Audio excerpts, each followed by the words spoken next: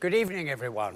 Welcome back, or indeed welcome for the first time, perhaps, to another Darwin lecture on the theme of song. As some of you will know, there's a strong tradition of public astronomy lecturers associated with Darwin College. The most well-known of which, of course, was Sir George Howard Darwin, the second son of Charles Darwin, the naturalist. And Sir George regularly delivered astronomical public lectures around the world.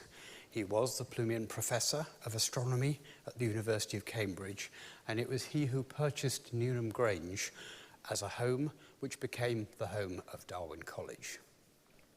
So following in his footsteps, we're absolutely delighted to welcome our speaker tonight, Professor Conny Aerts. She's a professor at Leuven University in Belgium and head of its Asteroseismology and Variable Stars Research Unit. She's also the Vice Dean for Communication and Outreach at the Faculty of Science there, and is outspoken about the need to increase gender equality in the sciences. Her first degree was in maths, and her PhD was in astrophysics at Leuven University. She has done postdoctoral work in Flanders, in Chile, and the United States, and indeed outer space. Among her many honours, she is an honorary or foreign fellow of the Norwegian Academy of Sciences and Letters, the Royal Netherlands Academy of Science, and the UK's Royal Astronomical Society. Her research covers, as you will see, stellar astrophysics, including stellar structure and evolution in variable stars. She's been described as an astro-mama and was the first woman to receive a number of globally distinguished academic prizes in geophysics and astronomy. When she's not at work, which I suspect is very rarely, she particularly enjoys jogging, travelling, fine dining, and sipping champagne among friends. So I'm sure she'll enjoy dinner at Darwin later on this evening. So please join me in welcoming Conny Aerts to the stage to deliver her lecture this evening. Conny.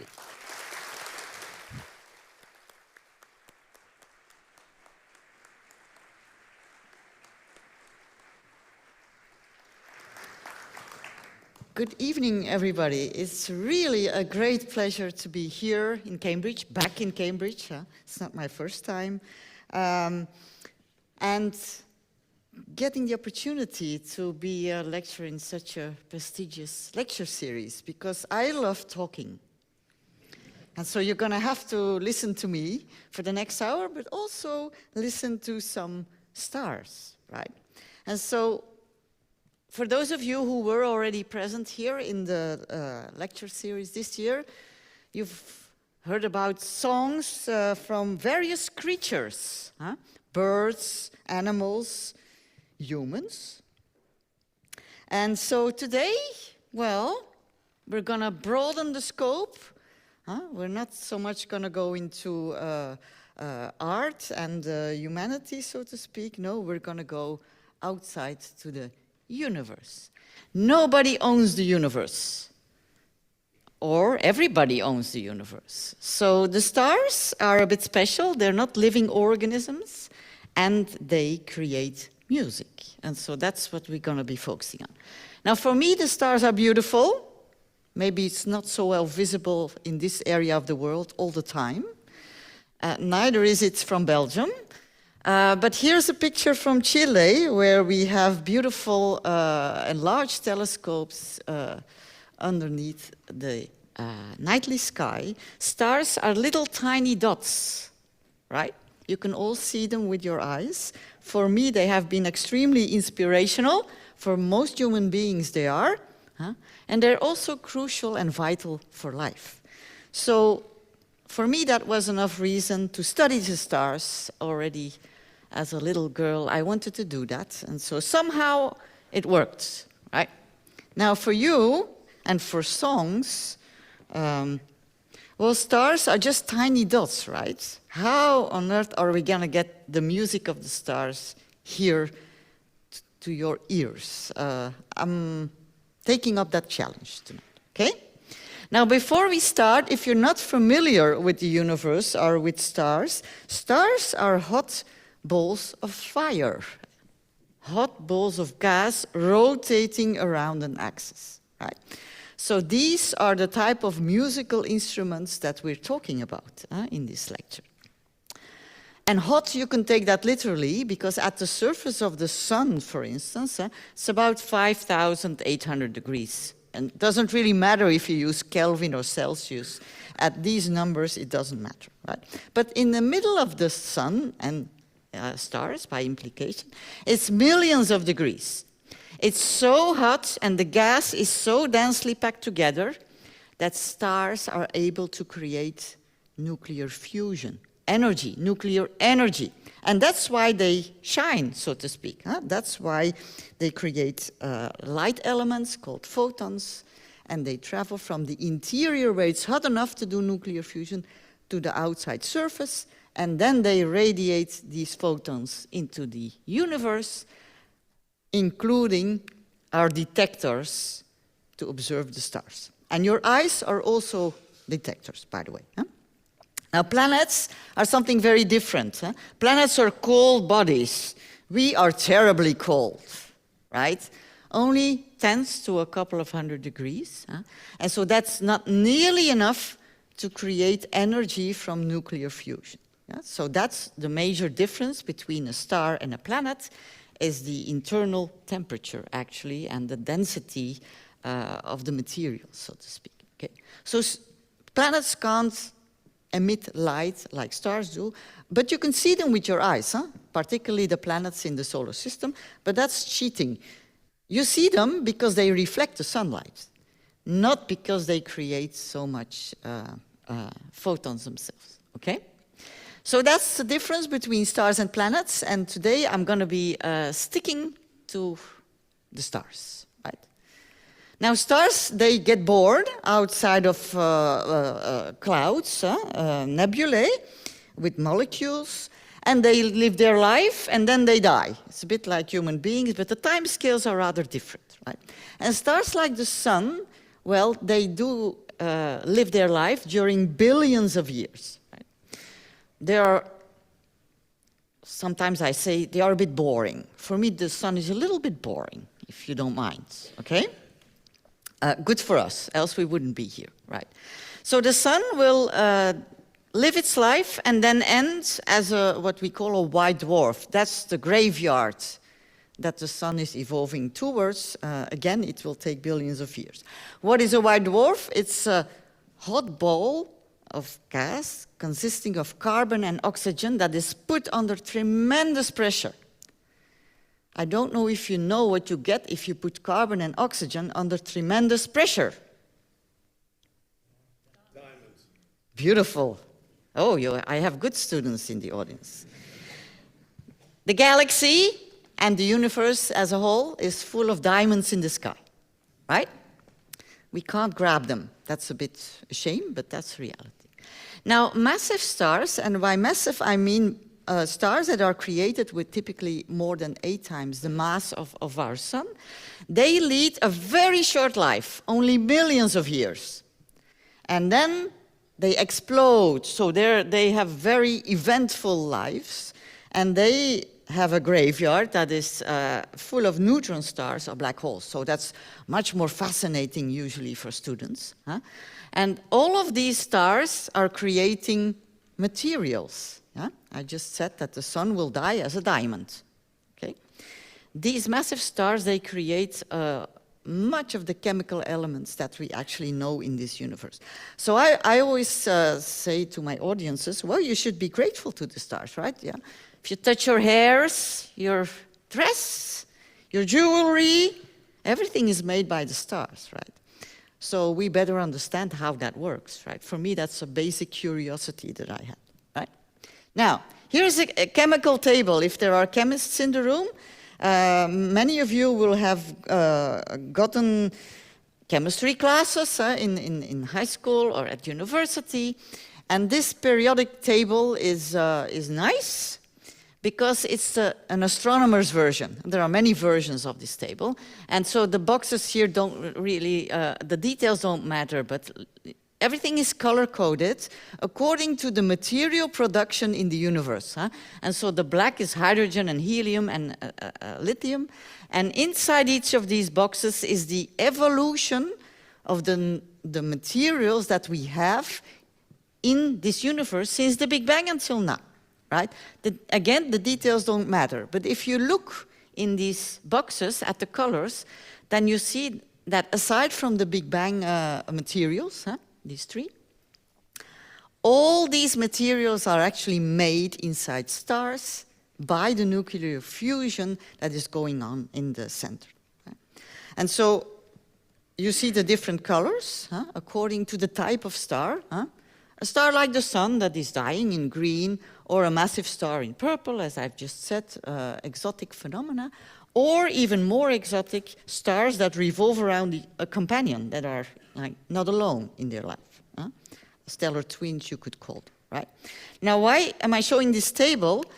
Because the material production that is so critical for our life here on this planet, or in general in the universe, that depends or relies on models of stars. And by models of stars nowadays, in these modern times, these are computer models of stars. So what do we do in astrophysics?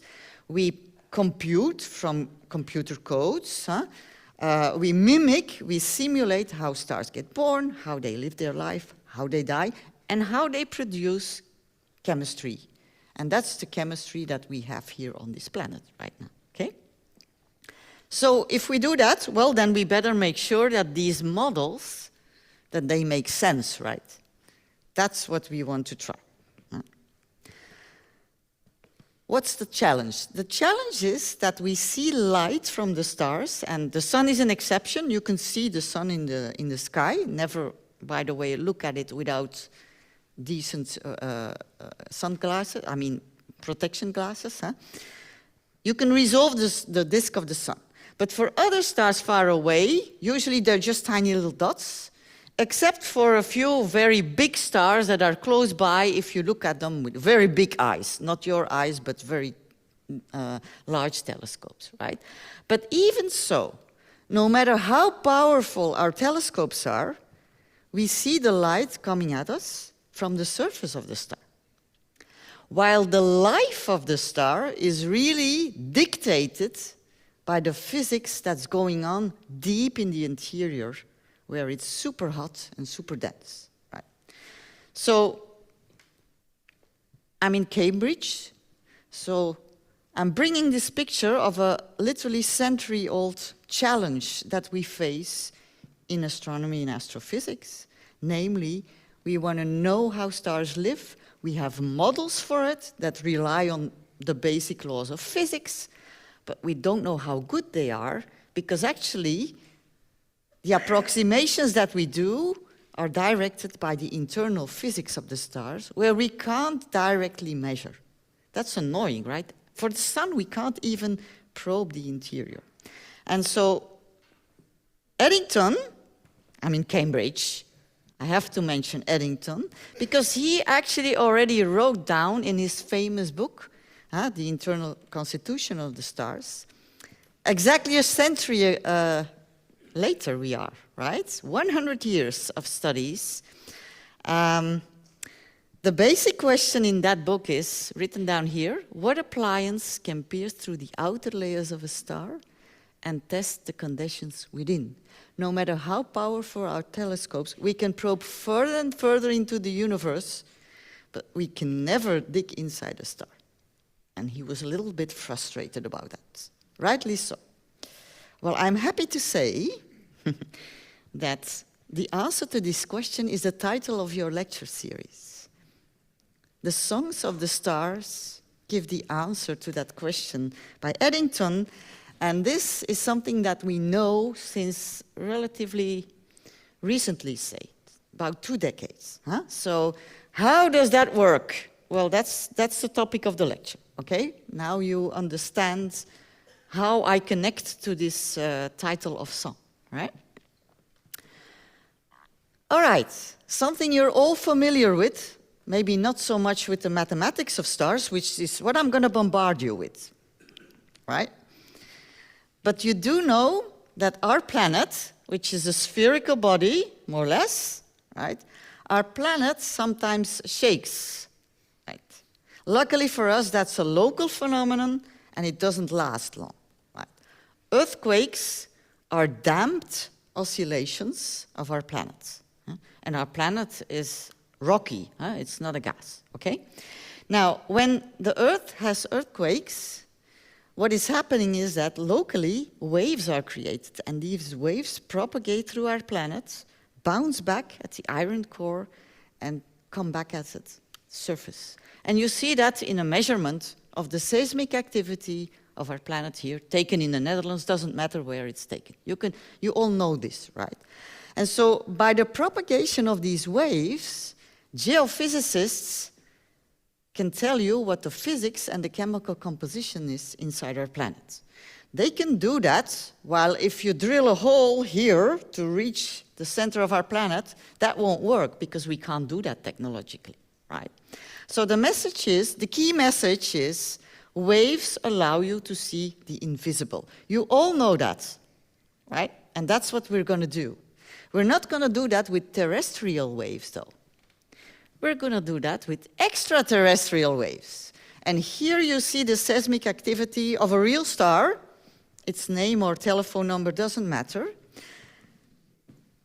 And that star has starquakes. What do I mean by that? This is a global oscillation of the gas that moves up and down, which makes the brightness of the star change a tiny little bit.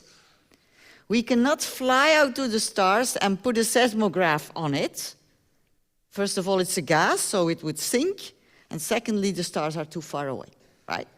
But we can measure, thanks to good equipment nowadays, the seismic activity of a star as you see it here. And you see strong interference and a little bit less, and strong interference, etc. Right? So this is extraterrestrial seismology. And it creates waves, and these waves propagate inside the stars. Now, what do you get if you have a hot gaseous ball of fire that oscillates? Yeah? It's a gas. So if you put stuff together and you release it again, you create sound waves. I am doing that right now, already for quite some time. And you can hear me, and that's pleasant, I hope. Right? And you have heard that in all the song lectures in this series before. You know how sound waves behave as humans, because that's an experience that you get as a human being. And we're going to do that for the stars. But how sad is it? The fact that the sound that sits inside the stars cannot reach us. Why? Sound cannot travel when space is empty. Right? So I'm going to have to bring the stellar songs to you sort of by a trick. Because there is no medium between us and the stars that play their music. Okay? Otherwise, the signal that we analyze between an earthquake and the waves it produces and a starquake, and the signal is not that different, right? Look at this.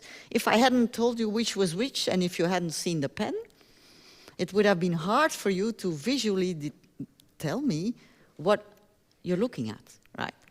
So the key message is that extraterrestrial seismic signals of stars, they give you local measurements of the physics and the chemical composition deep inside the star.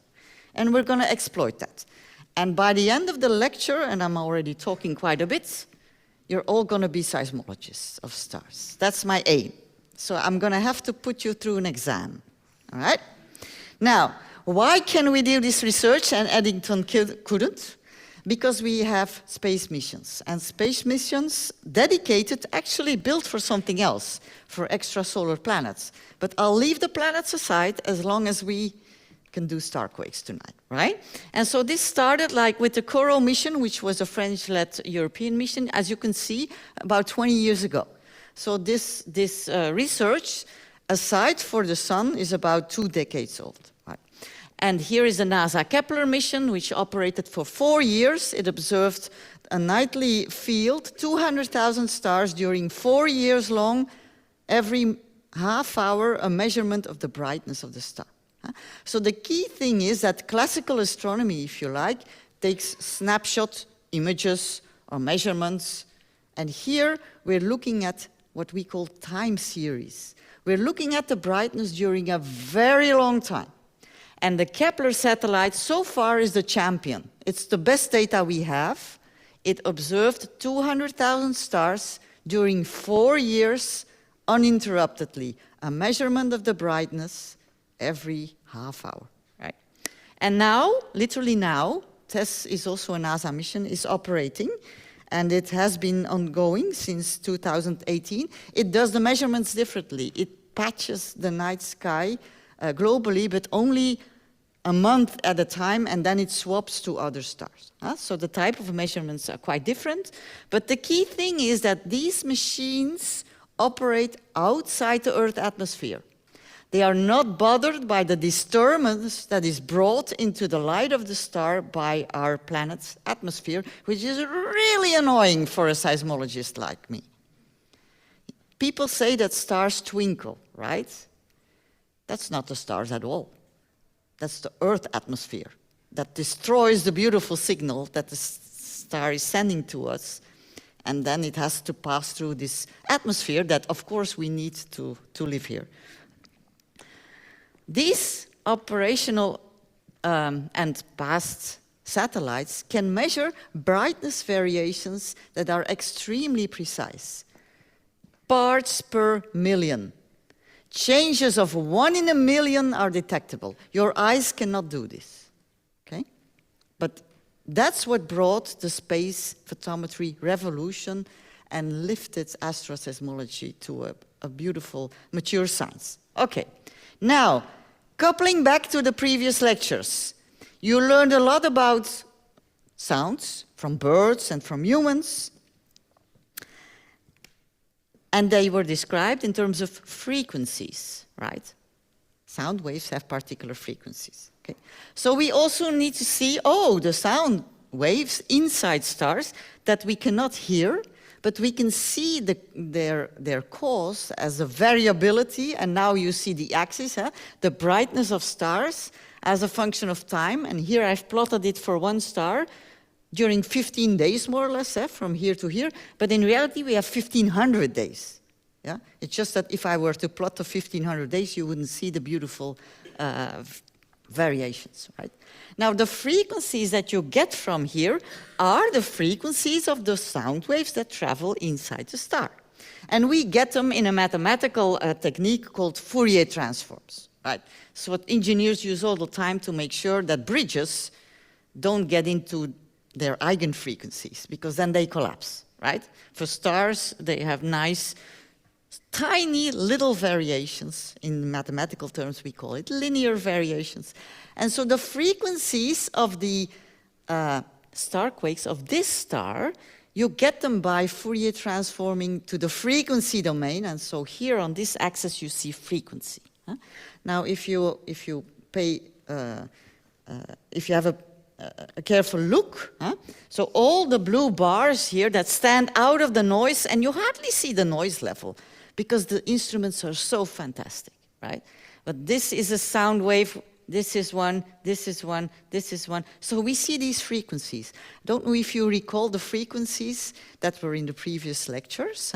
If I compare that to the birds, for instance, in the first lecture, for those of you who attended that or saw it online, we were at kilohertz, typically, right? That's what you can hear. Here we are at microhertz, right? And I remind you that one day has 24 hours and 86,400 seconds. That's the time domain. In frequency, we do 1 over that number, 1 over the period. That's the frequency of the waves, right? And there you see 1 over a day, 1 cycle per day is 11.57 microhertz. That's my unit of frequency, right? So the wave frequencies, they are what matters. Huh? Just like for the studies of the birds or of the songs that we heard, okay? Now, what do we do with that? Let's imagine we could put a slice through a star. Huh? And we have these waves going on, sound waves, because the gas is pulled up and down, right, in a complex manner. So you have these 4 waves are drawn here. Huh? A red one, they bounce back and forth through the cavity. Just like my sound waves now are bouncing back and forth through this cavity, the concert hall, so to speak, huh? Right? Only it's much bigger, because a star is a big concert hall, right? And so you have a yellow and a green and a purple wave and a red one. I am much more in favor of the purple waves than the red ones. Why? I want to understand how stars live their life, and that is directed by the physics deep in the interior. So I want waves that go straight through the star. Right. Now these yellow and green waves here, they have been repeated a number of times because the sound waves are actually like resonant waves that bounce back and forth in your mode cavity.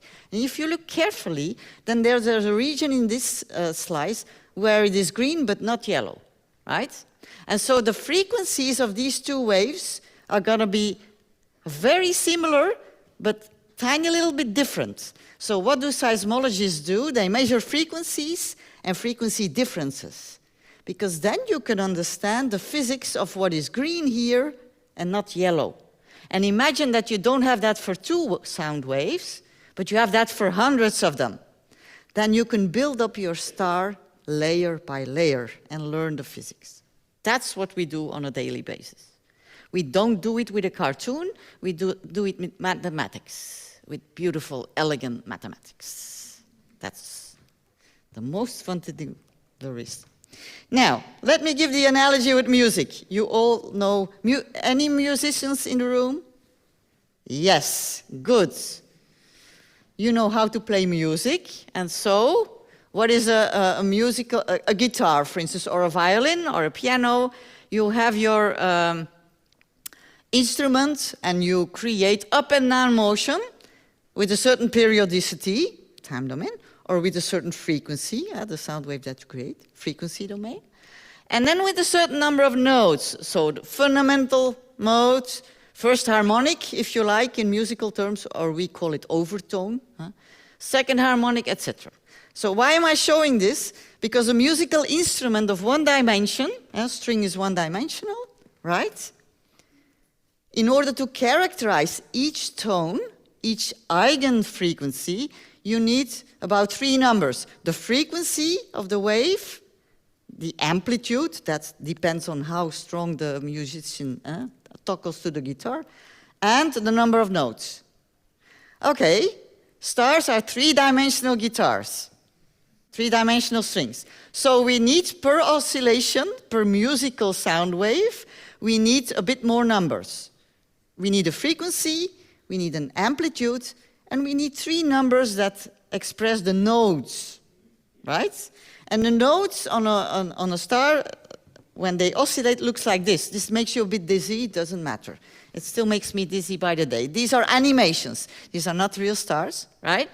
But you see white bands, and these are nodal lines. What is that? These are gas elements at the surface of a star that do not move during the starquakes, right?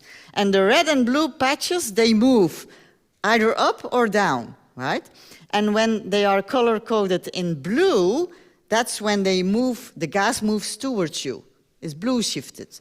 When it moves away from you to the inner part of the star, it's red shifted. And then it's colored red. Yeah, that's just an agreement we make, okay? And you see that, you know, these stars, they have rotation in their interior, which we do not know. We do not even know the rotation of the sun in its interior. We do know how fast or slow, if you like, the sun rotates at the surface, right? How fast does the sun revolve? Do you know that? Who knows this? Non-astronomers only allowed to answer.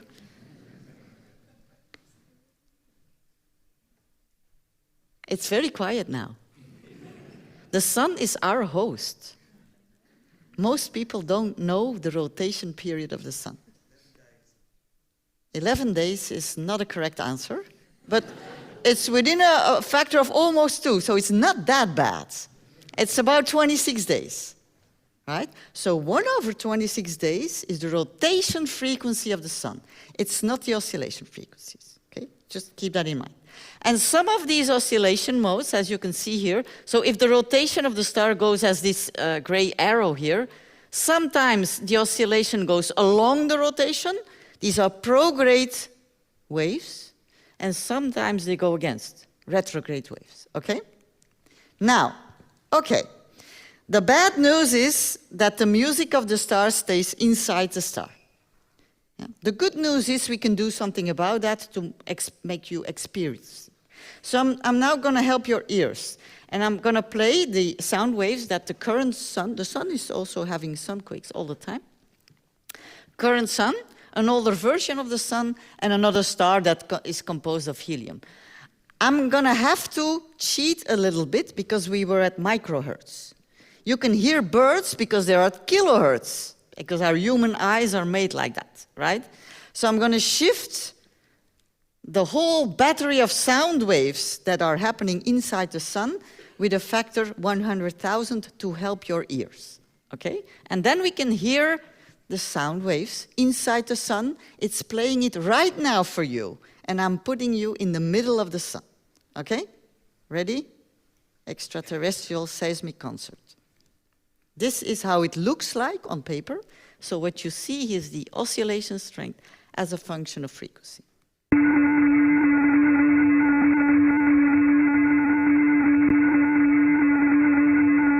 That's the music of the sun. This is the song of the sun, right? Maybe it's not that bad that we can't hear it. Right? Imagine you would have to hear this all the time. Okay. Now, this is very, very useful information. What is the dominant sound wave of the sun? Look at here. We're at about 3,000 microhertz.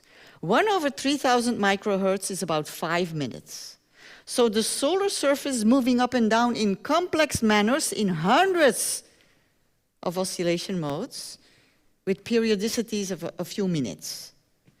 It is rotating around at the surface in 26 days. 5 minutes divided by 26 days is a tiny number.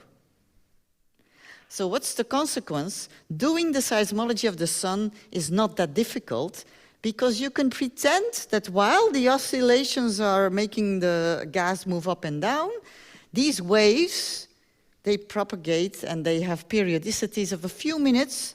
And so if you study them, you can pretend that the sun is not rotating, because it's just so fast, okay? Now we're going to make the sun, evolve, and we're going to look at a star as the sun will look like when it nears the end of its life, when it's about to die, right? And then the sun is going to become a red giant. Why? Because the nuclear fusion in the center that is ongoing now is transforming hydrogen into helium. Easiest chemical element to the second easiest, or less complicated, I should say. Now, this fusion can go on and deliver energy to the sun as long as there's hydrogen. If the hydrogen is finished, then the nuclear reactor has a problem. Big energy crisis for the sun. This will happen. No need for you to worry about it, because this is the sun is only in the middle of its energy consumption. At one point, it will be finished. And what's going to happen then? Well, the sun has to search for a new energy source. How can it do that? Well, try to do nuclear fusion by fusing helium into heavier elements, right? Now, if you want to do that, you need to make it 10 times hotter.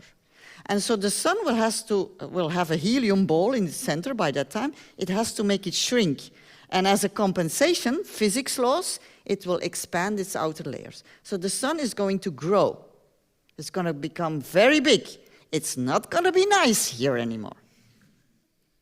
But we will have screwed up before, I'm afraid, okay? Now, a bigger instrument, what will happen to the sound waves?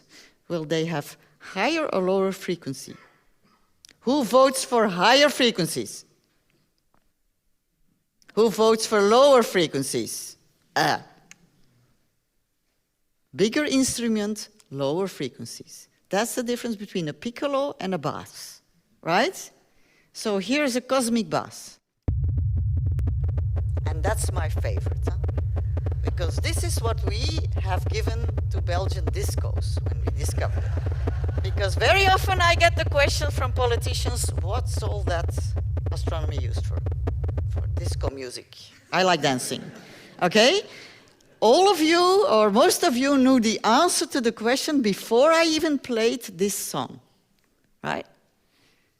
What does that tell you?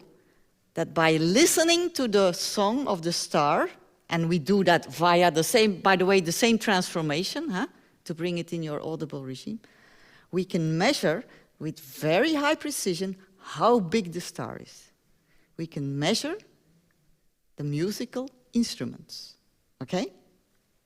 And this one is another star. This is a tiny little star, almost, well, only half the solar size, let's say, and it's composed of helium. Then it sounds like this. This is a piccolo, right? We observed this from the William Herschel telescope. You see it here, where UK has a big involvement. Right? 8,000 microhertz in this case. So that's very different, okay? So now I hope you have understood that we can measure the sizes of stars while they are tiny little dots in the sky. Yeah? We do that by looking at the dominant frequency of their sound waves. And that we get from the seismic activity curve measured by the space missions, right? It's not difficult, huh? I do this in primary schools, huh? That's not a joke. And the kids can do that, right? Now, let's look a little bit deeper inside this. You know, here, the music, the symphony of the sun, the song of the sun, you could say, huh? And all its beautiful frequencies of its sound wave. And I've guided your eye a little bit by connecting them by arrows. This is not a scatter diagram, right? There is very strict regularity. That's because we are in the beautiful mathematical limit and physical limit of high frequencies in a slow rotator. 5 minutes divided by 26 days, right? And that peak here tells you how big this star is, the radius, right? But this regularity is actually a measurement of the internal density inside the sun. And if you know the size and you measure a quantity, the big frequency separation that is connected to the density, remember density, mass over volume. You know the volume because you know the radius. So you have the mass, okay? And seismology allows you to measure masses with 2% precision. We know the size of the sun. We measure it in the sky. We know how far the sun is, so we have a calibrator. The sun is our calibrator for these methods, okay? Now, if you look carefully, huh, and I should say that the pioneers here in helioseismology are here in Cambridge. That's Douglas Goff and Jørn Christensen Dalsgaard.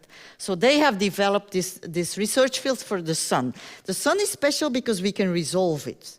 And we see all these blue-red patches moving up and down with, again, not with your eye, but with instrument, but we can resolve it, right? But if you look carefully, there is a connection here, black arrows, but also cyan areas. So a tiny little spacing here, see? This frequency along this one, along this one. This is not that's a small frequency separation. This is a measurement of the changes in the sound speed inside the sun. What makes the sound speed change?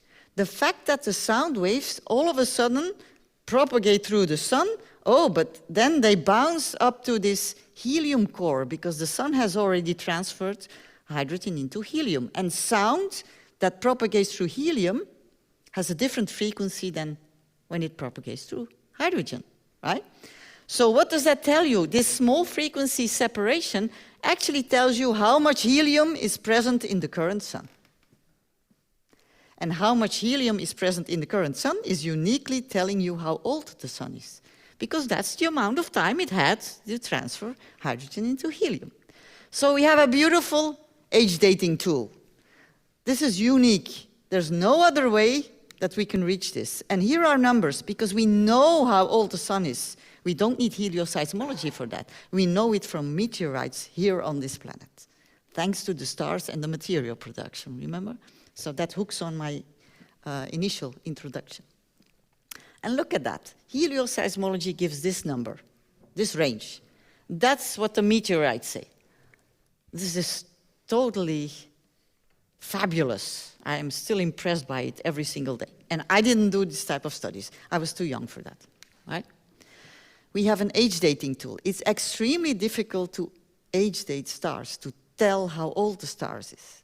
So not only can we measure these tiny little dots, the radius and the mass, but now also the age, okay? And we're going to use that.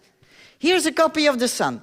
This is a star, 16 Cygni, and that is supposed to be a copy of the sun. If you look from its exterior, it's an exact copy. Here is its seismic measurement. Again, frequency, strength of the oscillation modes, say, as a function of frequency. And you see this beautiful red signal, measured by space mission. And it peaks at here, more or less, you see? 2,200 microhertz. That's not a copy of the sun. The sun peaked at 3,000 microhertz. This cannot be a copy of the sun. The outer surface measurements tell us it's a copy of the sun within the measurement precision. And that's just not good enough. Once you're a seismologist, you find that you have to work with the precision of the seismic data, right? And so this is a star that peaks with its sound waves at about 2,200 microhertz. Sun is 3,000. Is this star bigger or smaller than the sun? Right? It's 2,200 versus 3,000. Who votes for bigger star? Yeah. That's correct. The others don't have to put their hand up anymore. It's a slightly bigger and a slightly older star, because stars grow as they grow older, right? So it just works. This technique works.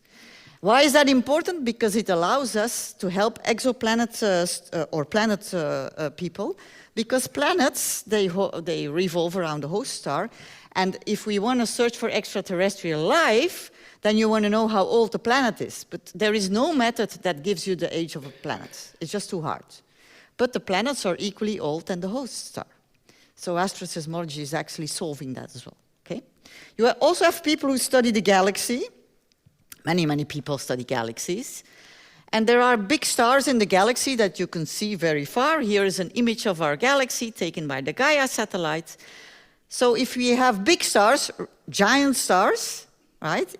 And we have tens of thousands of red giant stars now with oscillations, with starquakes, we can deduce their radii, their masses, but mainly their ages. So we are doing nowadays what I call archaeology of the Milky Way, right? Thanks to the age dating tool. Okay, it's time to speed up. How am I doing?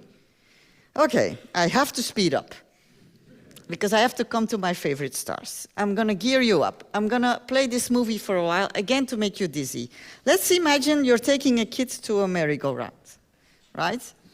And you are two adults and a kid. One adult joins the kid on this annoying thing. I get sick of it all the time. And another person watches as an observer. Yeah? Let's imagine that the adult on the merry-go-round has the beautiful idea to start running while the thing is rotating. I don't know if you ever tried that, but it's really hard. Why? Because you all of a sudden feel the Coriolis force. Ever heard of that? There's an extra force if you rotate. And you can run along the rotation, and then the spectator will see you passing by faster as if you weren't running, right? If you see it faster, then the frequency is higher. Or you can also run against the rotation. And then it takes a bit longer, right? Lower frequency. What's the bottom line?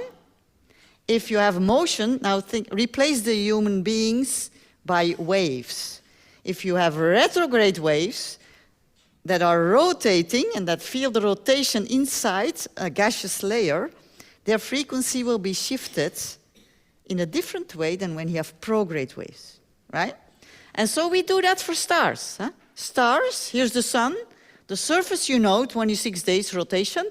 The interior rotation frequency of the sun. How fast does the sun rotate in its interior where the nuclear fusion is going on? Who knows that answer? Very quiet. I can comfort you because I do not know the answer either. But we have loads of stars where we do know the answer. So the sun is not the star we know best on all respects, right? Now, let me play this movie. It's an animation made by one of my former PhD students, because he was the one who discovered for the first time how red giants rotate in their interior. And so symbolically, we opened up the stellar interior in the spirit of Eddington to measure the rotation frequency, right? And how do we do that? I'm speeding up a little bit as I proposed you. This is a zoom in on the oscillation frequency, right? And we see 3 modes. One nodal line, we call that how do you call it? A dipole mode, one nodal line, right? And so this goes against the rotation. Shorter frequency, we have a small shift. This goes along the rotation, this wave, right? Bit bigger, higher frequency because you are faster in the line of sight. And the middle one doesn't rotate, so that sticks here. So what happens to a frequency of a wave that would be here in the diagram? Well, if there's another wave that goes against the rotation, it's shifted a little bit in both directions, right? Do we see that? Yes, we do. We see that in the data of the Kepler satellite. For this particular star, here is a quintuplet, this is a quadrupole mode, and you see this tiny little shifts due to rotation. So this red separation here is a direct measurement of the interior rotation of the star. And look here, 220 microhertz, 220.2. We're looking at sub-microhertz precision here. Why? Because Kepler observed for 4 years. So this is a critical way to look at stars and deduce their rotation. But the condition is that you can resolve all these frequencies. If you only have a week's data, they would be stacked together because the uncertainty would blow up, right? So you need years of data before you can unravel this. But then you can do it. And that's what we do. And here are slow waves in fast rotators. By slow waves, I mean waves that have periodicities of days. And the rotation of the star also has periodicities of typically a day, or even less, or a bit more, right? That means that you can no longer afford to ignore the Coriolis force, just as the runner on the merry-go-round cannot ignore the fact that there is a Coriolis force, right? And so this seismology is not developed in Cambridge, that was developed in Leuven, right? So in that sense, Leuven and Cambridge have a special thing. Cambridge, fast waves, slow rotators, Leuven, slow waves, fast rotators, okay? And if you can see here, I'm less than 10 years down the line now, okay? So we had to train ourselves. It took me years to understand this graph. And what does this graph show? 7 stars, the data, the seismic curve is in black, and overplotted is the frequency spectrum. And again, we're here at tens of microhertz. Stars are big things, right? And so now I'm also gonna use sonification again to make you try and understand, unravel differences between 3 stars, just as I did it before. I had a sun, I had a red giant, and I had a tiny little star of helium. Now I'm gonna make you listen with, again, the same shift to bring this in your audible regime, and try to unravel the differences between the stars. First, you'll hear a triplet, dipole modes that are split by rotation, then a quintuplet, as I showed on the graph, and then the real stars. Okay, so let's go. That's a triplet. Quintuplet at a higher frequency. And now 3 real stars are going to play. So you're going to have to watch the circle to know which ones is going to play. And I'm going to ask you a question afterwards.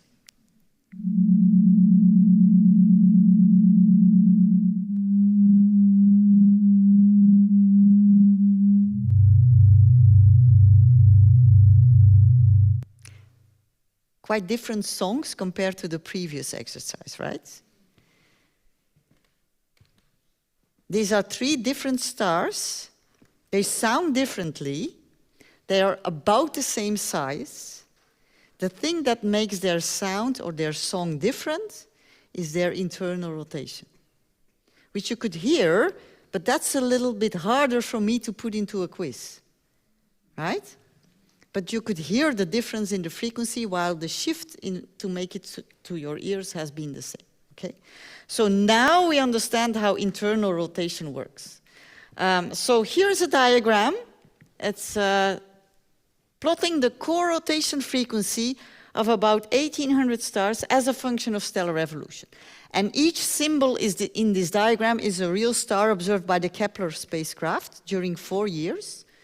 And the colors don't really matter. So these are all young stars that are fast rotators, like you heard 3 of them. They are in this diagram. The thing is that this is a diagram I made in 2021, right? And here, until the first red giant, this diagram was empty. We had no clue how internal rotation worked until about 15 years ago, right? Where is the sun? We don't know. Even the expert seismologists here, we don't know where the sun is, because this is the measurement of the deep interior rotation frequency of stars. You know, from these purple waves that I showed in the beginning. The sun doesn't reveal us enough seismic signal of that type of wave. It doesn't have slow waves that reach the surface so that we can detect them. So that's kind of weird, right?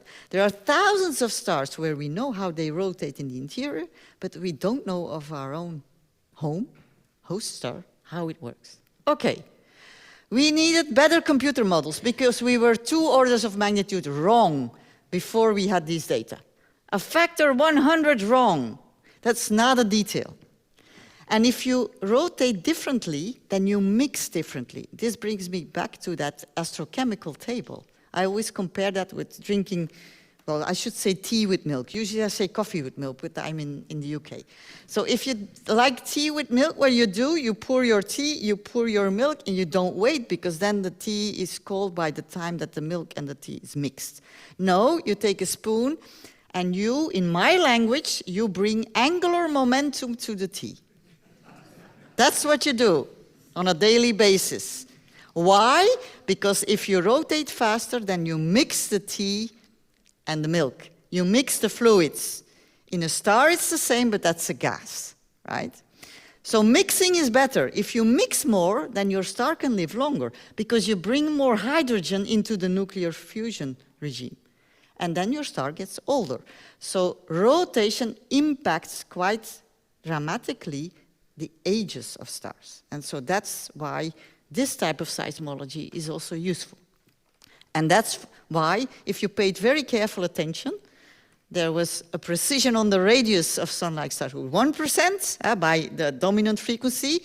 Then you could measure the frequency spacing. You had the mass, about 2% precision. And then the age, for the sun we can do it very well, because we know how old it is. And that's also how solar models were tuned, right? But for other stars, we don't know very well how the mixing happens. And that's why there is an uncertainty of typically 20%, even bigger, on stellar age dating of stars that rotate fast, okay? And then, some stars have a magnetic field, and I know I have to round off. Some stars have a magnetic field. That's a Lorentz force. If there's an extra force, there's a shift in frequency. Just like the Coriolis force gives shifts, right? Can we measure that? Yes, we can. Here you see a star, a red giant, measured by Kepler again, and this is a triplet. So a triplet is caused by rotation. You know that by now, right? But this middle peak is not in the middle. It's not a middle peak. I don't know how to call it in English, frankly. That's only my third language, so I don't know how you call such a thing, aside from a mathematical asymmetry. Huh? So this distance is different from this one. And that's the shift in the oscillation frequencies due to the Lorentz force. I'm giving some pioneers who achieved this from all over the world. And you look at the dates, first detection, 2022. So now we're heavily working on, internal magnetism. This is a beautiful constellation. You can see it by eye. These are all fast rotators in the Pleiades. We're moving to cluster studies now. Why do we do that?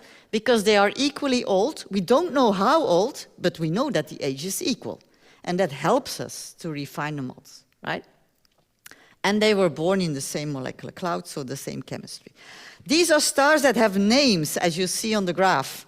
If stars have names, it means they are very, very bright. Human eyes are detectors here. And so cluster asteroseismology is our next way to go. And then tidal asteroseismology, I have to end with tides. I'm here in Darwin College, right? What's tidal asteroseismology? That's studying the songs of the stars that are deformed because they have a companion. And that brings an extra force, because tides are actually forced oscillations. They are forced waves inside stars. And do we observe that? Yes, we do. Here are several binaries where one revolves in front of the other and you get a dip, right? You get an eclipse. But on top of that is superposed seismic activity. So we have thousands of stars like that. Thousands. Not good enough mathematics to analyze them, so we're having great fun, okay? What's next? The Plato mission, and here you see me in the clean room. That's about 2 years ago, and we had a mock instrument at that time. This is a platform with 26 telescopes, and this was taken last week. That's reality. So we are building this mission with the European Space Agency, and it will launch, well, January. Less than a year. I've worked on this mission for 20 years. So in less than a year, fingers crossed, it will go up and it will observe hundreds of thousands of stars to hunt for exoplanets and to do their seismology. So this is actually the first mission that will have a built-in capacity to age-date stars, to hunt for planets, to do seismology on the host star, and to learn us even better internal physics. But let me stop here because I think I'm running out of time. I still want to end with my, what I call fountain of opportunities that astroseismology brought for astrophysics. Whether you do planet studies or binary evolution or gravitational wave studies toward black holes or archaeology or building space missions, it's that feed of this fountain that is so beautiful, and it will keep us busy until after I retire. So that's nice for me, and maybe also for you it has triggered a little bit of your curiosity of why songs of stars are actually critical in astrophysics, and I thank you.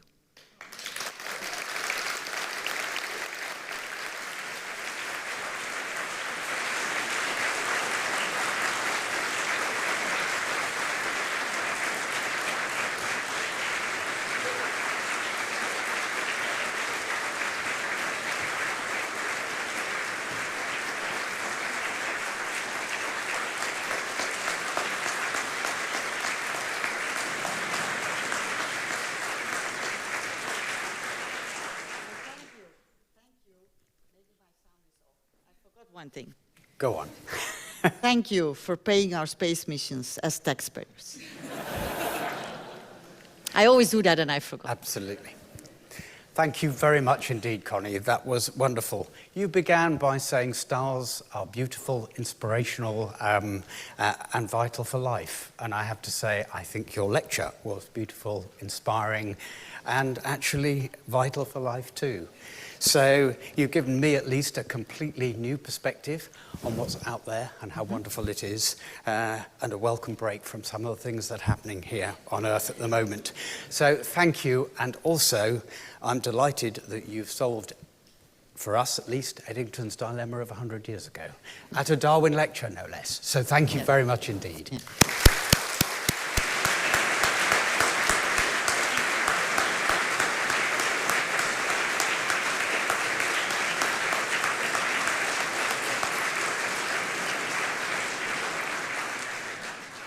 Please come back next week for Isa Boulas's lecture on Palestinian song in transition. Thank you very much.